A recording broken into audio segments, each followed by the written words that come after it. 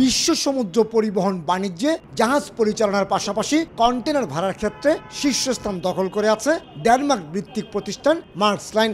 আবার বাংলাদেশের সমুদ্রপথে পণ্য পরিবহনের মার্কস লাইনের হিস্সা অন্তত 40%। সেই প্রতিষ্ঠানটি এখন আসছে চট্টগ্রাম বন্দরে বিনিয়োগের আগ্রহ নিয়ে। পতেঙ্গা উপকূলের লালদিয়ার চরে টার্মিনাল নির্মাণ করতে গত 1 বছরের বেশি সময় ধরে চলে আসা আলোচনা এখন চুক্তি পর্যায়ে পৌঁছেছে। দুই দেশের চুক্তি স্বাক্ষর অনুষ্ঠান আয়োজনের চেষ্টা চালিয়ে যাচ্ছে চট্টগ্রাম বন্দর কর্তৃপক্ষ।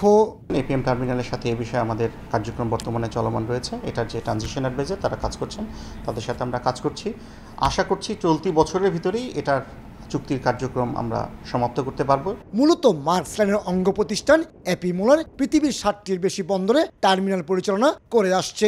এক্ষেত্রে প্রতিষ্ঠানটির জন্য প্রথম পর্যায়ে লালদিয়ার চরের দুটি অংশে 32 এবং 7.15 একর জায়গা বরাদ্দ রেখেছে চট্টগ্রাম বন্দর কর্তৃপক্ষ।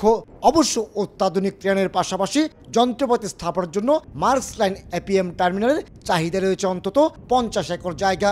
একই সঙ্গে বন্দর কর্তৃপক্ষ ওই এলাকায় 15,000 কন্টেনার ধারণ ক্ষমতার 22 একর জায়গার উপর একটি নতুন ইয়ার্ড নির্মাণের কাজ শুরু করেছে।